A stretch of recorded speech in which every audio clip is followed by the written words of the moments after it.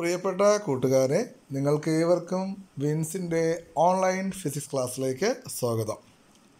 നിങ്ങളെല്ലാം 10ാം ക്ലാസ് പഠനമൊക്കെ പൂർത്തിയാക്കി A+കളൊക്കെ വാങ്ങി +1 സയൻസ് അഡ്മിഷൻ എടുത്തു അല്ലേ? അപ്പോൾ എന്താണ് സയൻസ്? എന്തുകൊണ്ടാണ് നിങ്ങൾ സയൻസ് എടുത്തത്? അല്ലെങ്കിൽ എന്താണ് സയൻസ് എന്ന് നിങ്ങളോട് ചോദിച്ചാൽ അതിനൊരു ഉത്തരം നമുക്ക് കണ്ടെത്തണം. എന്താണ് സയൻസ് എന്നതിലേക്ക് നമുക്ക് പോകാം. ഓക്കെ, നമ്മളുടെ ഒരു ദിവസം എടുക്കുക. നമ്മൾ രാവിലെ എഴുന്നേറ്റു. അപ്പോൾ നമ്മൾ കണ്ടു സൂര്യൻ എന്ത് ചെയ്തു? Sun rises in the east. ആ സൂര്യൻ ഇങ്ങനെ കറങ്ങി എന്ത് ചെയ്തു? സൺ സെറ്റ് അല്ലേ? സൂര്യൻ അസ്തമിച്ചു. പടിഞ്ഞാറ് എന്ത് ചെയ്തു? സൂര്യൻ അസ്തമിച്ചു. നിങ്ങൾ ആകാശത്ത് നോക്കുമ്പോൾ ആകാശത്ത് ഒരുപാട് ക്ലൗഡ്സ്, മേഘങ്ങൾ കാണാറുണ്ട് അല്ലേ? ചിലപ്പോൾ മഴ പെയ്യുമ്പോൾ റെയിൻബോ കാണാറുണ്ട്, ചിലപ്പോൾ മഴ പെയ്യുന്നു അല്ലേ? അപ്പോൾ കാലാവസ്ഥകൾക്ക് ചേഞ്ച് ഇൻ വെതർ, നമ്മുടെ കാലാവസ്ഥകളിൽ മാറ്റം വരുന്നുണ്ട് അല്ലേ? മഴ പെയ്യുമ്പോൾ ആ ഇടിയും അതുപോലെ തന്നെ എന്തുണ്ട്, ആ മിന്നലുമൊക്കെ ഉണ്ടാകുന്നുണ്ട്. ഇതൊക്കെ നമ്മുടെ പ്രകൃതിയിലെ ഒരുപാട് പ്രതിഭാസങ്ങളാണ്. ഇതെല്ലാം പണ്ട് നമ്മൾ അത്ഭുതത്തോടെ നോക്കിയിരുന്നതാണ്. ഇതിനെക്കുറിച്ച് നമ്മൾ മനുഷ്യരിൽ തന്നെ പലരും ഇതിനെക്കുറിച്ച് സ്ഥിരം നിരീക്ഷിക്കാൻ തുടങ്ങി. ഇത് എന്തുകൊണ്ട് സംഭവിക്കുന്നു, എന്ത് കാരണത്താലാണ് ഈ പറഞ്ഞ പ്രതിഭാസങ്ങൾ, നാച്ചുറൽ ഫിനോമിന, പ്രകൃതി ഉണ്ടാക്കുന്ന പ്രതിഭാസങ്ങൾ, ഫിനോമിന എന്നാൽ പ്രതിഭാസങ്ങൾ, ഈ പ്രതിഭാസങ്ങളെല്ലാം എന്തുകൊണ്ടാണ് ഉണ്ടായത് എന്ന് ഓരോരുത്തരും സ്ഥിരം നിരീക്ഷണത്തിലൂടെയും പല പരീക്ഷണങ്ങളിലൂടെയും എന്ത് ചെയ്തു? കണ്ടെത്തി. അങ്ങനെ ഒരാളല്ല, ഒരുപാട് ആൾക്കാർ കണ്ടെത്തിയ ഈ കണ്ടെത്തലുകളെല്ലാം തന്നെ നമ്മൾ എന്ത് ചെയ്തു? ഒരു ചിട്ടയായ രീതിയിൽ അറേഞ്ച് ചെയ്ത് വെച്ചു. ഒരു ഓർഡറായിട്ട് നമ്മൾ എന്ത് ചെയ്തു? അറേഞ്ച് ചെയ്തു. ആ അറിവിനെയാണ് നമ്മൾ എന്ത് വിളിക്കുന്നത്? സയൻസ് എന്ന് വിളിക്കുന്നത്. The word science comes from the Latin verb Scientia. Scientia എന്ന് പറയുന്ന ഒരു ലാറ്റിൻ വെർബിൽ നിന്നുമാണ് സയൻസ് എന്ന് പറയുന്ന ടേം വന്നത്. സയൻഷ്യ എന്ന് പറയുന്ന ആ ടേമിൻ്റെ മീനിങ് എന്ന് പറയുന്നത് ടു നോ, അറിയാൻ, നമ്മൾ അറിയാൻ ശ്രമിക്കുന്നു. ഓക്കെ, അപ്പം നമ്മുടെ ചുറ്റുപാടുമുള്ള ഈ പ്രതിഭാസങ്ങൾ എന്തൊക്കെയാണെന്ന് നമ്മൾ അറിയാൻ ശ്രമിച്ചു. അവിടെ നിന്ന് നമ്മൾ വലിയ വലിയ കണ്ടുപിടുത്തങ്ങളൊക്കെ നടത്തി. ഇവയെല്ലാം നമ്മൾ എന്ത് ചെയ്തു? അറേഞ്ച് ചെയ്തു. അപ്പോൾ എന്താണ് സയൻസ് എന്ന് ചോദിച്ചു കഴിഞ്ഞാൽ അൻ ഓർഗനൈസ്ഡ് അറ്റംപ്റ്റ് ഓഫ് മാൻ. ഇതാണ് ഓർഗനൈസ്ഡ് അറ്റംപ്റ്റ്. ഓർഗനൈസ്ഡ് അറ്റംപ്റ്റ് എന്ന് ഉദ്ദേശിക്കുന്നത് ഒരു സംഘടിതമായ ശ്രമം. നമുക്ക് ചുറ്റുമുള്ള കാര്യങ്ങളെക്കുറിച്ച് നമ്മൾ എന്ത് ചെയ്തു? അറിയാൻ ശ്രമിച്ചു. നമ്മൾ ഒരു കൂട്ടം ആൾക്കാർ എന്ത് ചെയ്തു? അത് അറിയാൻ ശ്രമിച്ചു. അങ്ങനെ കിട്ടിയ അറിവിനെ, and the knowledge he has acquired in an orderly manner is called science. നമുക്ക് ചുറ്റുമുള്ള കാര്യങ്ങളെക്കുറിച്ച് നമ്മൾ അറിയാൻ ശ്രമിച്ചു. ഒരു സംഘടിതമായ ഒരു ശ്രമം നടത്തി. ഒരു കൂട്ടം ആൾക്കാർ ചേർന്ന് ഒരുപാട് ആൾക്കാർ അറിവുകൾ കണ്ടെത്തി. ഈ അറിവുകളെല്ലാം എന്ത് ചെയ്തു? അവർക്ക് കിട്ടിയ ആ അറിവിനെ അവരെന്ത് ചെയ്തു? ചിട്ടയായ രീതിയിൽ ക്രമീകരിച്ചു. An organised attempt of man to know and the knowledge he has acquired in an orderly manner is called science. അതിനെയാണ് നമ്മൾ സയൻസ് അല്ലെങ്കിൽ ശാസ്ത്രം എന്ന് പറയുന്നത്. അപ്പോൾ നിങ്ങൾക്ക് ഇങ്ങനെ തന്നെ പറയണമെന്നില്ല. The knowledge gained through careful observations. വളരെ കെയർഫുള്ളായിട്ടുള്ള ഒബ്സർവേഷൻസിലൂടെ നമുക്ക് കിട്ടിയ അറിവുകളെല്ലാം ശാസ്ത്രമാണ്. And logical reasoning. The knowledge gained through careful observations and logical reasoning is called science. വളരെ കെയർഫുള്ളായിട്ടുള്ള നിരീക്ഷണത്തിലൂടെ നമുക്ക് കിട്ടിയ അറിവുകൾ, ആ അറിവുകൾക്കെല്ലാം ലോജിക്കലായിട്ടുള്ള റീസണിങ് ഉണ്ട് എങ്കിൽ തീർച്ചയായിട്ടും അവയെ നമ്മൾ സയൻസ് എന്ന് വിളിക്കുന്നു. നമ്മുടെ നിത്യജീവിതത്തിലെ നമ്മൾ കാണുന്നതും കേൾക്കുന്നതും ആയിട്ടുള്ള പ്രതിഭാസങ്ങൾക്കെല്ലാം ശാസ്ത്രവുമായി ബന്ധമുണ്ട്. പണ്ടൊക്കെ ഇത് വലിയ വലിയ അത്ഭുതങ്ങളായിരുന്നു. ഈ അത്ഭുതങ്ങൾക്കെല്ലാം നമ്മളിപ്പോൾ ലോജിക്കലായിട്ടുള്ള റീസണിങ്, ഇന്ന കാരണത്താലാണ് മഴ പെയ്യുന്നത്, മഴ പെയ്തതിന് ശേഷം മഴവില്ല് കാണപ്പെടുന്നു, മേഘങ്ങളുണ്ടാകുന്നത് ഇങ്ങനെയാണ്. ഓക്കെ, അപ്പോൾ ഈ പറയുന്ന പ്രതിഭാസങ്ങളെല്ലാം നമുക്ക് എന്ത് ചെയ്യാൻ പറ്റി? ആ പ്രതിഭാസങ്ങളെല്ലാം നമ്മൾ ഒരു ഓർഡർലി മാനറിൽ അറേഞ്ച് ചെയ്തു. നമ്മൾക്ക് അങ്ങനെ കിട്ടിയ നോളജിനെയാണ് നമ്മൾ സയൻസ് എന്ന് വിളിച്ചത്. The knowledge gained through careful observations and logical reasoning is called science. മനസ്സിലായോ? രാവിലെ ഉറക്കം എഴുന്നേറ്റ് നമ്മളിപ്പോൾ ഒരുപാട് കാര്യങ്ങൾ ചെയ്യുന്നു അല്ലേ? നമുക്ക് നോക്കാം. നമ്മളിന്ന് രാവിലെ എഴുന്നേറ്റു. ഇപ്പോൾ നമ്മുടെ തന്നെ ശരിക്കും ഓൺലൈൻ ക്ലാസ്. ഞാൻ പറയുന്ന കാര്യങ്ങളെല്ലാം നിങ്ങൾക്ക് നിങ്ങൾ എന്ത് ചെയ്യുന്നു, കേൾക്കുകയാണ് ഒരു മൊബൈലിലൂടെ, അല്ലെങ്കിൽ ഒരു മൊബൈലിലൂടെ നിങ്ങൾ കേൾക്കുകയാണ്. നമ്മൾ രാവിലെ എഴുന്നേറ്റ് നമുക്കെന്താണ് ഇവിടെ നിന്ന് അമേരിക്കയിലേക്ക് പോകണം, അമേരിക്കയിലേക്ക് പോകാനുള്ള സംവിധാനം നമുക്കുണ്ട്. അവിടെയുള്ള ഒരാളുമായിട്ട് നേരിട്ട് കണ്ട് സംസാരിക്കണം. മൊബൈലിലൂടെ നമുക്ക് വാട്സപ്പ് വീഡിയോ ചാറ്റിംഗ് ഒക്കെ നടത്താൻ പറ്റും അല്ലേ. നമുക്ക് കുറേ നോട്ട് നിങ്ങൾക്ക് അയച്ചു തരണം. ഞാൻ നിങ്ങൾക്കിപ്പോൾ നോട്ട് അയച്ചുകൊണ്ടിരിക്കുകയാണ്, നിങ്ങളത് കാണുക. അപ്പോൾ ഈ പറയുന്ന സംഭവങ്ങളെല്ലാം സാധ്യമാകുന്നത് നമ്മുടെ സയൻസിലെ പ്രധാനപ്പെട്ട ഒരു ശാസ്ത്രശാഖയുടെ ഡെവലപ്മെൻറ്റാണ്. അതിനെയാണ് നമ്മൾ ഫിസിക്സ് എന്ന് പറയുന്നത്. അപ്പോൾ നിങ്ങൾക്ക് എല്ലാവർക്കും ഈ പറയുന്ന ഫിസിക്സ് എന്ന് പറയുന്ന വിഷയത്തിലേക്ക് ഹാർദമായ സ്വാഗതം. അപ്പോൾ നമുക്ക് പഠിക്കേണ്ടത് ഫിസിക്സാണ്. അപ്പോൾ നമ്മുടെ ചോദ്യത്തിൻ്റെ അടുത്ത ഉത്തരം എന്താണ് ഫിസിക്സ്? അപ്പോൾ എന്താണ് ഫിസിക്സ്? ഊർജ്ജതന്ത്രം എന്നും ഭൗതികശാസ്ത്രം എന്നൊക്കെ നമ്മൾ പറഞ്ഞിട്ടുണ്ട്. എന്താണ് ഫിസിക്സ്? നമ്മൾ പറഞ്ഞു അല്ലേ, വളരെ സിമ്പിളായി ഇപ്പോൾ തന്നെ പറഞ്ഞു. നമുക്ക് ചുറ്റുമുള്ള പ്രകൃതിയെയും ആ പ്രകൃതിയിലെ പ്രതിഭാസങ്ങളെയും കുറിച്ചുള്ള പഠനമാണ് physics. It deals with the study of nature and natural phenomena. Nature എന്നാൽ പ്രകൃതി, നാച്ചുറൽ ഫിനോമിന എന്നാൽ പ്രകൃതിയിലെ പ്രതിഭാസങ്ങൾ അല്ലേ. പ്രകൃതിയിലെ പ്രതിഭാസങ്ങളെല്ലാം നമ്മൾ പറഞ്ഞു, അവയെല്ലാം നമ്മൾ അതിൽ പലതും നമുക്ക് ഇനിയും പഠിക്കാനുണ്ട്. അപ്പോൾ അതാണ് physics. It the study of nature and natural phenomena. ഫിസിക്സിൻ്റെ വേറെ രീതിയിൽ നമുക്ക് ഡിഫൈൻ ചെയ്യാം. ഫിസിക്സ് നമ്മൾ കൺസിഡർ ചെയ്ത് കഴിഞ്ഞാൽ അതിലൊരുപാട് മെഷർമെൻറ്റുകളുണ്ട്. It is a science of measurements അല്ലേ. നമ്മൾ നീളം അളക്കുന്നു, സ്കെയിൽ, അതൊരു മാത്തമെറ്റിക്സിലാണ് നമ്മൾ പഠിച്ചത്. മാത്തമെറ്റിക്സിനെ നമ്മൾ ഒരു ഫിസിക്സിൻ്റെ ടൂളായിട്ടാണ് കൺസിഡർ ചെയ്യുന്നത് അല്ലേ. ഇപ്പം നമ്മൾ മാസ് അളക്കുന്നു, അവിടെ ഫിസിക്കൽ ഇൻസ്ട്രുമെൻ്റ് വന്നു അല്ലേ. നമ്മൾ കടയിൽ പോയാൽ അരി വാങ്ങിക്കുമ്പോൾ ഒരു ത്രാസ് അല്ലെങ്കിൽ സ്പ്രിംഗ് ബാലൻസ്. നമ്മൾ സ്വർണ്ണക്കടയിൽ ചെന്നാൽ സ്വർണ്ണം വാങ്ങിക്കുമ്പോൾ അവർ കോമൺ ബാലൻസ് ഉപയോഗിച്ചിട്ടാണ് സ്വർണ്ണത്തിൻ്റെ വെയിറ്റ് അളന്നു വരുന്നത്. ഓക്കെ, അപ്പോൾ മാസ്, അതുപോലെ സമയം അല്ലേ, സമയം നമുക്ക് അളക്കാൻ പറ്റും, വാച്ച് അല്ലേ, അതുപോലെ ക്ലോക്ക്. ഇതൊക്കെ നമ്മൾ സമയത്തെ സൂചിപ്പിക്കുന്ന, സമയത്തെ നമുക്ക് മെഷർ ചെയ്യാനുള്ള ഉപകരണങ്ങളാണ്. അത് നമ്മൾ പഠിച്ചിട്ടുണ്ട്, ഫിസിക്സിൽ പഠിച്ചിട്ടുള്ള ടേമുകൾ നിങ്ങളെടുത്ത് എന്തൊക്കെയുണ്ട്? പ്രവേഗം, വെലോസിറ്റി നമുക്ക് അളക്കാൻ പറ്റും. നമ്മുടെ ബൈക്ക് 40 km/h ഓടുന്നത് അല്ലേ, അവിടെ ഒരു മെഷർമെൻറ്റ് നടന്നു. വെലോസിറ്റി അല്ലെങ്കിൽ പ്രവേഗം, ആക്സിലറേഷൻ അല്ലെങ്കിൽ ത്വരണം, ഇതിനെയാണ് നമ്മൾ എന്ത് ചെയ്യുന്നത്, മെഷർ ചെയ്തത്. പറഞ്ഞ മനസ്സിലായില്ലേ? ഒരു വസ്തുവിൽ ഞാൻ ബലം കൊടുത്തു, വസ്തുവിന് എന്തുണ്ടായി? ചലനമുണ്ടായി, ആ വസ്തുവിന് ത്വരണമുണ്ടായി. നമ്മൾ ന്യൂട്ടൻ്റെ സെക്കൻഡ് ലോ ഉപയോഗിച്ചിട്ട് ബലം കണ്ടെത്തും. F = ma. നിങ്ങൾ കേട്ടിട്ടുണ്ടല്ലോ, 8 9 നിങ്ങൾ പഠിച്ചിട്ടുണ്ട് ന്യൂട്ടൻ്റെ ചലന നിയമങ്ങൾ. F = ma. അപ്പോൾ അവിടെ നമ്മൾ ഫോഴ്സിനെ, നമ്മൾ കൊടുത്ത ബലത്തെ നമുക്ക് മെഷർ ചെയ്യാൻ പറ്റി. So physics is called the science of measurements. മെഷർമെൻറ്റുകളുടെ സയൻസാണ് ഫിസിക്സ് എന്ന് പറയുന്നത്. പറഞ്ഞ് മനസ്സിലായോ? ഓക്കെ, അപ്പോൾ എന്താണ് ഫിസിക്സ് എന്ന് പരീക്ഷയ്ക്ക് ചോദിക്കില്ല. ഞാനൊരു ഇൻട്രൊഡക്ഷനാണ് നിങ്ങൾക്ക് പറഞ്ഞു തരുന്നത്. നിങ്ങളിത് കേൾക്കുക. നമുക്ക് അടുത്ത ക്ലാസ്സിൽ ശരിക്കും നമ്മൾ ടോപ്പിക് വൈസായിട്ട്, ഒരു ചാപ്റ്റർ വൈസായിട്ട് പഠിച്ചു തുടങ്ങും. അപ്പോൾ ഒരു ഇൻട്രൊഡക്ഷനാണ്. ഒന്നാമത്തെ ചാപ്റ്ററിൻ്റെ പേര് ഫിസിക്കൽ വേൾഡ് ആൻഡ് മെഷർമെൻറ്റ് എന്നാണ്. അപ്പോൾ അതിനകത്ത് വരുന്ന ടേമാണ് ഒന്ന് സയൻസ്. എന്താണ് സയൻസ്? സിമ്പിളായിട്ട് പറഞ്ഞാൽ the knowledge gained through careful observations and logical reasoning is called science. What is physics? ഒരുപാട് ഡെഫിനിഷൻസ് ഉണ്ട്, അതിലേതെങ്കിലും ഉപയോഗിക്കുക. It's the study of natural and natural phenomena. പ്രകൃതിയെയും പ്രകൃതിയിലെ പ്രതിഭാസങ്ങളെയും കുറിച്ചുള്ള പഠനമാണ്. It is also defined as the science of measurements. മെഷർമെൻറ്റുകളുടെ സയൻസാണ് ഫിസിക്സ് എന്ന് പറയുന്നത്. ഓക്കെ, നമ്മുടെ ഫിസിക്സ് എന്ന് പറയുന്ന വാക്ക് വന്നത് ഒരു ഗ്രീക്ക് വേർഡ് ഫ്യൂസിസ്, FUSIS, PHUSIS എന്നൊക്കെ എഴുതാറുണ്ട്. ആ ഫ്യൂസിസ് എന്ന് പറയുന്ന വാക്കിൻ്റെ അർത്ഥം നാച്ചുറാണ്.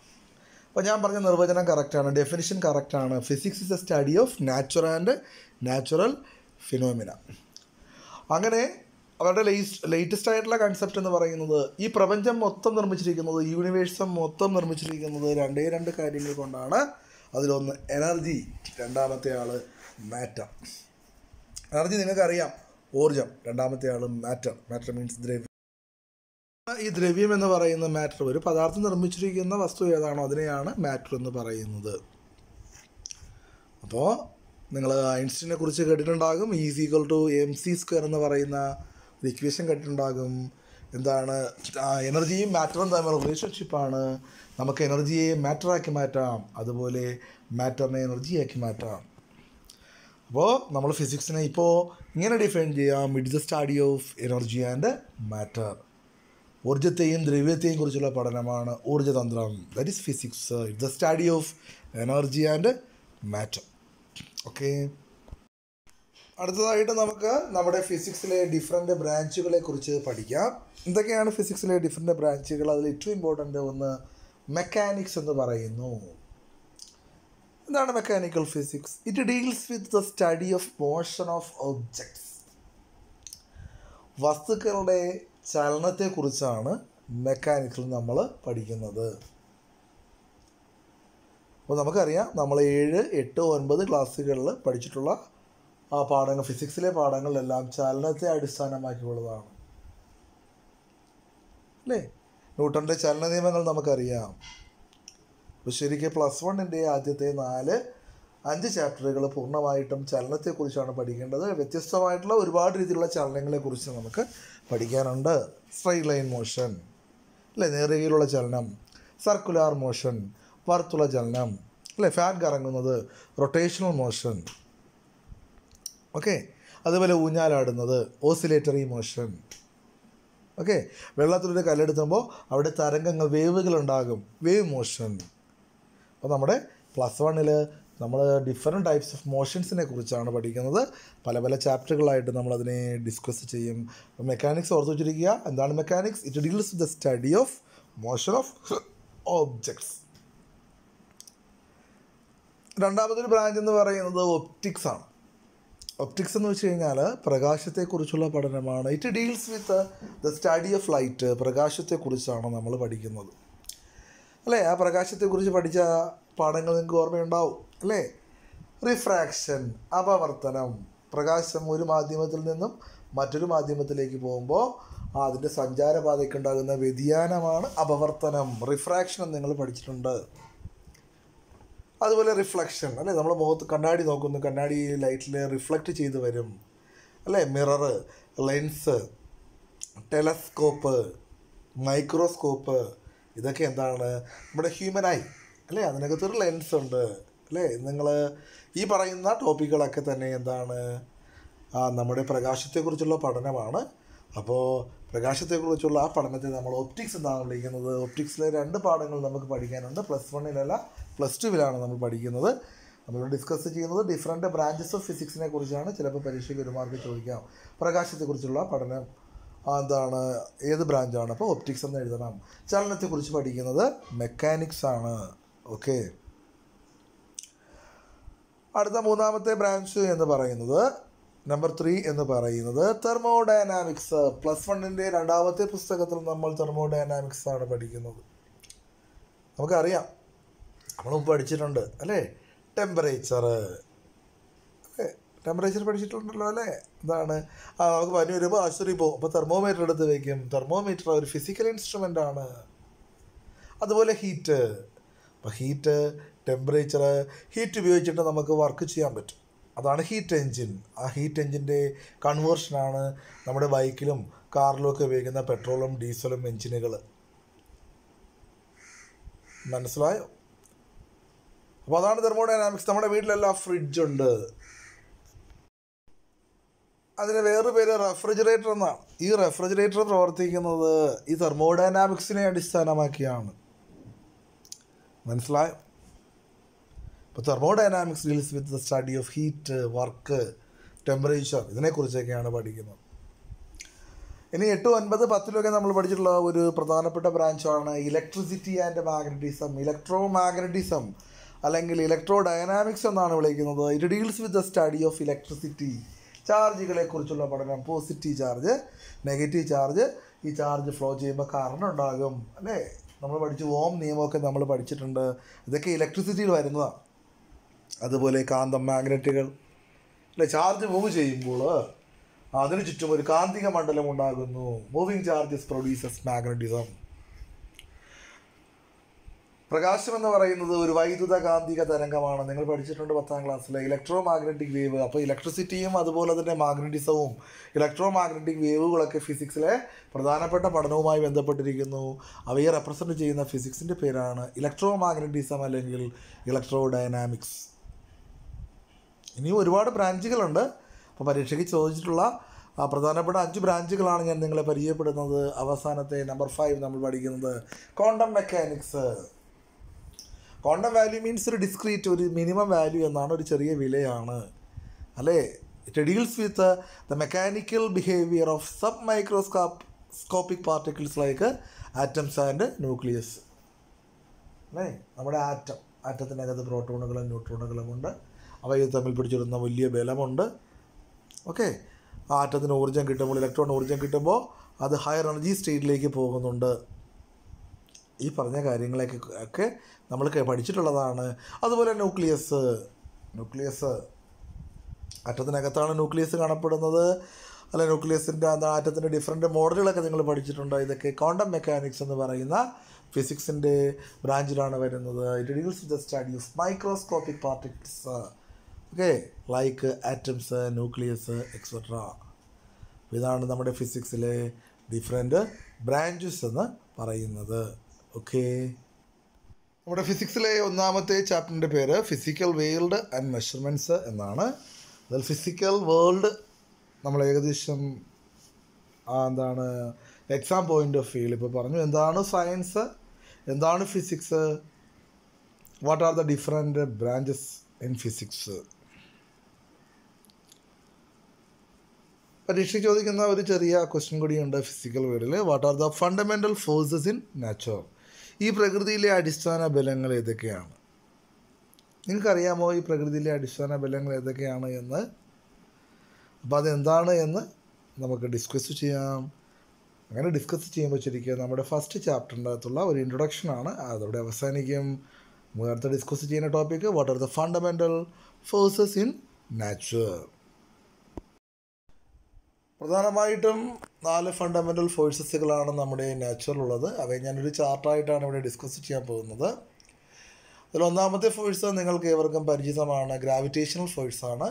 നിങ്ങൾ 9ാം ക്ലാസ്സിൽ പഠിച്ചിട്ടുണ്ട് ഗ്രാവിറ്റേഷൻ എന്ന് പറയുന്ന പാഠം. ഗുരുത്വാകർഷണം, ഈ പ്രപഞ്ചത്തിലെ എല്ലാ വസ്തുക്കളും തമ്മിൽ പരസ്പരം ആകർഷിക്കപ്പെടുന്നുണ്ട്. ആ ആകർഷണ ബലത്തെയാണ് ഗ്രാവിറ്റേഷൻ ഫോഴ്സ് എന്ന് പറയുന്നത്. അതിൻ്റെ പ്രത്യേകത ഈ ഫോഴ്സിൻ്റെ റേഞ്ച് എന്ന് പറയുന്നത് ഇൻഫിനിറ്റ് ആണ്. അതായത് ഇൻഫിനിറ്റ് അകലത്തിൽ 2 വസ്തുക്കൾ ഇരുന്നാലും ആ വസ്തുക്കൾ തമ്മിൽ എന്തുണ്ട്? ഗ്രാവിറ്റേഷണൽ ഫോഴ്സ് ഉണ്ട്. All objects in the universe, ഈ ഫോഴ്സ് ആക്ട് ചെയ്യുന്ന ഓപ്പറേറ്റ്സ് എമംഗ്, ഇത് എല്ലാ വസ്തുക്കൾക്കിടയിലും ഈ ഫോഴ്സ് എക്സിസ്റ്റ് ചെയ്യുന്നുണ്ടെന്നാണ്. It is the weakest forces in the universe natural. ഈ പ്രപഞ്ചത്തിലെ ഏറ്റവും ശക്തി കുറഞ്ഞ ബലമാണ് ഗ്രാവിറ്റേഷണൽ ഫോഴ്സ് എന്ന് പറയുന്നത്. രണ്ടാമത്തെ ഫോഴ്സ് എന്ന് പറയുന്നത് വീക്ക് ന്യൂക്ലിയർ ഫോഴ്സാണ്. അപ്പോൾ നമ്മൾ ശരിക്കും പഠിച്ചിട്ടില്ല വീക്ക് ന്യൂക്ലിയർ ഫോഴ്സ് എന്ന് പറയുന്നത്. ന്യൂക്ലിയസിൻ്റെ സൈസ് എന്ന് പറയുന്നത് ഒരു 10⁻⁻15 മീറ്ററാണ്. 10⁻⁻15 അല്പം കൂടി വ്യത്യാസം. സബ് ന്യൂക്ലിയർ സൈസ് എന്ന് പറയുന്നത് 10⁻16 മീറ്ററാണ്. അപ്പോൾ വീക്ക് ന്യൂക്ലിയർ ഫോഴ്സ് എന്ന് പറയുന്നത് വളരെ ചെറിയ അകലത്തിൽ മാത്രമാണ് അനുഭവപ്പെടുന്നത്. 2 വസ്തുക്കൾ തമ്മിലുള്ള അകലം വളരെ ചെറുതാണെങ്കിൽ മാത്രമേ ഈ ഫോഴ്സ് അനുഭവപ്പെടൂ. ആ ഡിസ്റ്റൻസ് എത്രയാണ്? 10⁻⁻16 മീറ്ററാണ്. പരീക്ഷ ചോദിച്ചിട്ടുണ്ട്. വീക്ക് ന്യൂക്ലിയർ ഫോഴ്സിൻ്റെ റേഞ്ച് എത്രയാണ്? 10⁻⁻16 മീറ്റർ. ഈ 10⁻⁻16 എന്ന് പറയുന്ന കൺസെപ്റ്റ് നിങ്ങൾക്കറിയാമല്ലേ. 1/10⁻16 മുകളിൽ വരുമ്പോൾ 10⁻⁻16 മാറുന്നത്. 1 ഡിവൈഡഡ് ബൈ 1 16 പൂജ്യങ്ങളും കൊടുക്കുക, ആ വാല്യൂ ആണ്. അപ്പോൾ 1നെ ഇത്രയും ഭാഗങ്ങളാക്കി ഡിവൈഡ് ചെയ്യുന്ന വാല്യൂ ആണ് 10⁻⁻16 മീറ്റർ എന്ന് പറയുന്നത്. ഇത്രയും ഷോർട്ടസ്റ്റ് ഡിസ്റ്റൻസിലാണ് വീക്ക് ന്യൂക്ലിയർ ഫോഴ്സ് എക്സിസ്റ്റ് ചെയ്യുന്നത്. ഈ ഫോഴ്സ് സാധാരണയായിട്ട് അനുഭവപ്പെടുന്നത് ഇലക്ട്രോണുകൾക്കും ന്യൂട്രിനോ എന്ന് പറയുന്ന പാർട്ടിക്കിളിനും ഇടയിലാണ്. അപ്പോൾ ഇലക്ട്രോണും ന്യൂട്രിനോ എന്ന് നിങ്ങൾ കേട്ടിട്ടുണ്ട്, ന്യൂട്രിനോ എന്ന് പറയുന്ന പാർട്ടിക്കിൾ നിങ്ങൾ കേട്ടിട്ടില്ല. ഒരു ആറ്റം സ്വയം വിഘടിക്കുന്ന പ്രോസസ്സിനെ റേഡിയോ ആക്ടിവിറ്റി എന്നാണ് പറയുന്നത്. ആൽഫ ബീറ്റ ഡീകെ എന്ന് നിങ്ങൾ കേട്ടിട്ടുണ്ടോ? Alpha emission, beta emission, gamma emission. അതിൽ ബീറ്റ എമിഷൻ നടക്കുമ്പോൾ ഒരു ന്യൂക്ലിയസിൽ നിന്നും ബീറ്റ പാർട്ടിക്കിൾ എമിറ്റ് ചെയ്യുമ്പോഴാണ് ഈ ഇലക്ട്രോണുകളും ന്യൂട്രിനോയും ഒക്കെ ഉണ്ടാകുന്നത്. ആ ഇലക്ട്രോണുകളും ന്യൂട്രിനോയും തമ്മിലുള്ള ആകർഷണ ബലത്തെയാണ് വീക്ക് ന്യൂക്ലിയർ ഫോഴ്സ് എന്ന് വിളിക്കുന്നത്. അപ്പോൾ നിങ്ങളത് കേട്ടിട്ടില്ല എങ്കിൽ കുഴപ്പമില്ല, ഓർത്തിരിക്കുക. അപ്പോൾ ഇത് തൽക്കാലം കാണാതെ പഠിച്ചു വയ്ക്കുക. എന്താണ് week nuclear force? This force acting between electrons neutrino. Okay, neutrino എന്ന് പറയുന്നത് ഒരു എലമെൻ്ററി പാർട്ടിക്കിളാണ്. റേഡിയോ ആക്റ്റീവ് ഡീകേ നടക്കുമ്പോൾ, ഓക്കെ, റേഡിയോ ആക്ടിവിറ്റി എന്ന് പറയുന്ന പ്രോസസ്സ് നടക്കുമ്പോൾ ചില ന്യൂക്ലിയസുകൾ സ്വയം വിഘടിക്കും. അങ്ങനെ വിഘടിക്കുമ്പോഴാണ് ഈ പറയുന്ന ന്യൂട്രിനോ എന്ന് പറയുന്ന പാർട്ടിക്കിൾ എമിറ്റ് ചെയ്യുന്നത്. ആ ന്യൂട്രിനോ എന്ന് പറയുന്ന പാർട്ടിക്കിൾ ഇലക്ട്രോണുകളുമായിട്ട് ആകർഷിക്കപ്പെടുന്നുണ്ട് ആ ചെറിയ ഡിസ്റ്റൻസിൽ. അപ്പോൾ ന്യൂക്ലിയർ സൈസിനകത്താണ് ഈ പ്രോസസ്സ് നടക്കുന്നത്. അത് 10⁻⁻16 മീറ്ററാണ്. ആ ചെറിയ ഡിസ്റ്റൻസിൽ ആക്ട് ചെയ്യുന്ന ഫോഴ്സാണ് വീക്ക് ന്യൂക്ലിയർ ഫോഴ്സ് എന്ന് പറയുന്നത്. മൂന്നാമത്തെ ബലമെന്ന് പറയുന്നത് ഇലക്ട്രോ മാഗ്നറ്റിക് ഫോഴ്സാണ്. ഇലക്ട്രോ മാഗ്നറ്റിക് ഫോഴ്സ് എന്ന് പറയുന്നത് ആ ചാർജുകൾക്കിടയിൽ ആക്ട് ചെയ്യുന്ന ബലമാണ്. ഓക്കെ, ഇലക്ട്രിക് ചാർജുകൾക്കിടയിൽ അനുഭവപ്പെടുന്ന ബലമാണ്. അപ്പോൾ ഇലക്ട്രോ മാഗ്നറ്റിക് ഫോഴ്സിൻ്റെ പ്രത്യേകത എന്ന് പറയുന്നത് ആ രണ്ട് ചാർജുകൾ തമ്മിലുള്ള അകലെ ഇൻഫിനിറ്റ് ലെങ്ത് ആയാലും ഈ ഫോഴ്സ് എക്സ്റ്റ് ചെയ്യുന്നു. അപ്പോൾ ഇതിൻ്റെ റേഞ്ച് എന്ന് പറയുന്നത് ഇൻഫിനിറ്റാണ്. ചാർജുള്ള പാർട്ടിക്കിൾസിനിടയിലാണ് ഈ ഫോഴ്സ് എക്സിസ്റ്റ് ചെയ്യുന്നത്. വളരെ വലിയ ഡിസ്റ്റൻസിൽ എക്സിസ്റ്റ് ചെയ്യുന്ന ഒരു ഫോഴ്സാണ് ഇലക്ട്രോ മാഗ്നറ്റിക് ഫോഴ്സ് എന്ന് പറയുന്നത്. ഓക്കെ, ആണ് നാലാമത്തെ ഫോഴ്സ് എന്ന് പറയുന്നത് സ്ട്രോങ് ന്യൂക്ലിയർ ഫോഴ്സാണ്. ന്യൂക്ലിയസിനകത്തുള്ള പാർട്ടിക്കിളുകളാണ് പ്രോട്ടോണുകളും ന്യൂട്രോണുകളും. പ്രോട്ടോണും ആകർഷിക്കപ്പെടുന്നുണ്ട്, ന്യൂട്രോണും ആകർഷിക്കപ്പെടുന്നുണ്ട്. പ്രോട്ടോണും പോസിറ്റീവ് ചാർജാണ്. ആ വളരെ ചെറിയ അകലത്തിൽ ആ വികർഷണ ബലത്തെ അതിജീവിച്ചുകൊണ്ട് അവയെ നിലനിർത്താൻ കഴിയുന്ന ആ സ്ട്രോങ്ങസ്റ്റ് ഫോഴ്സാണ് സ്ട്രോങ് ന്യൂക്ലിയർ ഫോഴ്സ് എന്ന് പറയുന്നത്. അപ്പോൾ ഇതിൻ്റെ റേഞ്ച് വളരെ ഷോർട്ടാണ്. ന്യൂക്ലിയർ സൈസ് 10⁻⁻15 മീറ്റർ എന്നാണ്.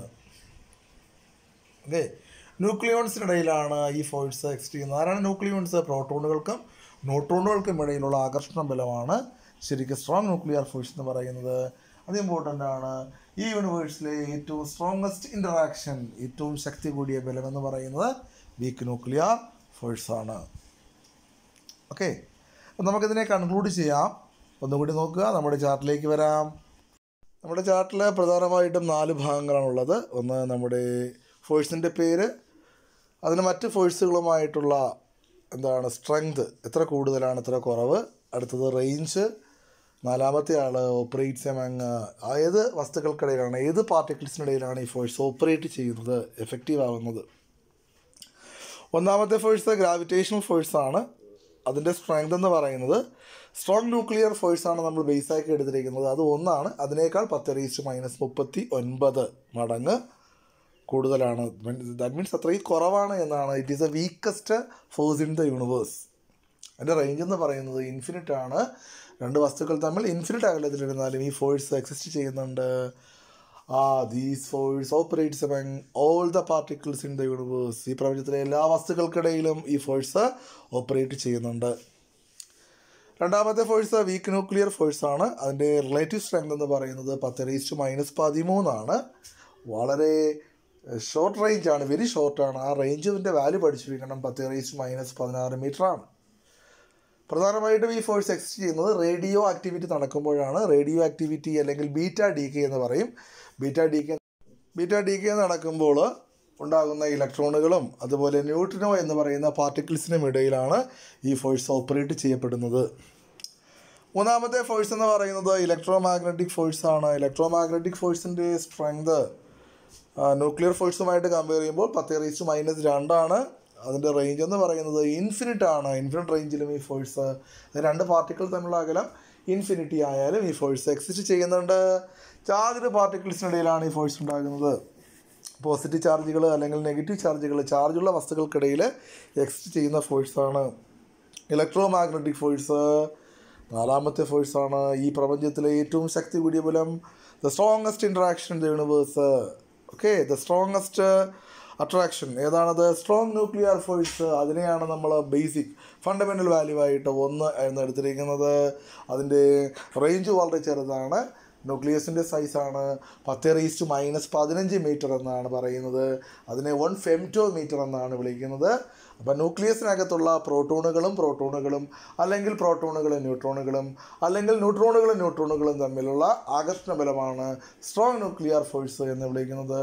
ഈ പറയുന്ന ന്യൂക്ലിയസ് എന്ന് പറയുന്ന ഈ ചെറിയ വലുപ്പത്തിനുള്ളിൽ ന്യൂക്ലിയോൺസ് ആയിട്ടുള്ള പ്രോട്ടോണുകളെയും ന്യൂട്രോണുകളെയും നിലനിർത്താൻ വളരെ അതിശക്തമായ ഒരു ബലം ആവശ്യമുണ്ട്. ആ ബലത്തെയാണ് നമ്മൾ സ്ട്രോങ് ന്യൂക്ലിയർ ഫോഴ്സ് എന്ന് വിളിക്കുന്നത്. ഈ സ്ട്രോങ് ന്യൂക്ലിയർ ഫോഴ്സ് ആക്ട് ചെയ്യുന്നത് ന്യൂക്ലിയോൺസിനിടയിലാണ്. ന്യൂക്ലിയോൺസ് എന്ന് പറയുന്നതാണ് പ്രോട്ടോണുകളും ന്യൂട്രോണുകളും. അപ്പോൾ ഈ ചാർട്ട് നിങ്ങൾ ബുക്കിലേക്ക് പകർത്തുക, എന്നിട്ട് അത് കാണാതെ പഠിക്കുക. പിന്നെ മനസ്സിലാകുന്ന രീതിയിൽ നിങ്ങൾ മനസ്സിലാക്കി വയ്ക്കുക. ഇമ്പോർട്ടൻ്റ് ആയിട്ടുള്ള ഒരു ക്വസ്റ്റ്യൻ ഉൾപ്പെടുന്ന ടോപ്പിക്കാണിത്. അപ്പോൾ ഞാൻ പറഞ്ഞ ഈ ടോപ്പിക്ക് നിങ്ങൾക്ക് മനസ്സിലായി എന്ന് വിശ്വസിക്കുന്നു. നമ്മുടെ ഫിസിക്കൽ വേകളിൽ നമുക്ക് അത്യാവശ്യം പഠിക്കേണ്ട കാര്യങ്ങളാണ് ഞാനീ പറഞ്ഞത്.